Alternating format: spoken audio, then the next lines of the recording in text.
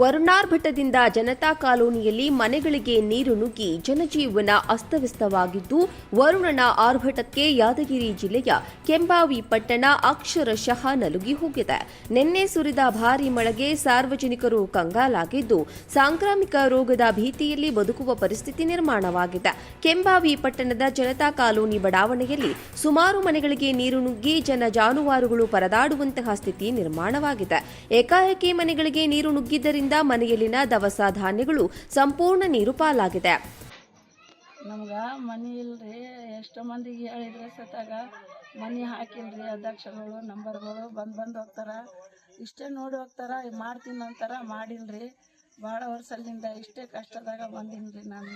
ನಮ್ಮ ಕಷ್ಟ ಭಾಳ ಐತ್ರಿ. ನಮ್ಗೆ ಮಾಡ್ಕೋಬೇಕಂದ್ರೆ ಆಗಲ್ಲ. ನಾವು ಗಂಡ ಅಂತೀವಿ, ನಮ್ಗೆ ಜಡ್ಡ ಐತ್ರಿ. ನಮ್ಗೆ ನೋಡ್ರಿ, ಹೆಲ್ಪ್ ಮಾಡಿರಿ ಆದಷ್ಟು. ನೀವು ಗೋಡಿ ಜೋಳ ಅಕ್ಕಿ ಖಾರ ಎಲ್ಲ ಬರ್ಬಾದಾಗ್ಬಿಟ್ಟೈತ್ರಿ ಎಲ್ಲ ಮಳೆಯಾಗ.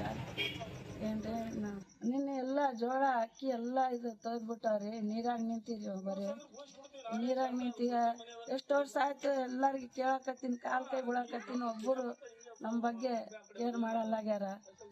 ಮಾಡ್ಬೇಕ್ರಿ, ಸ್ವಲ್ಪ ತೊಂದ್ರೆ ಭಾಳ ಐತಿ. ನಮ್ಮ ಕಷ್ಟ ಐತ್ರಿ, ನಮ್ಗೆ ಹೆಲ್ಪ್ ಮಾಡ್ರಿ.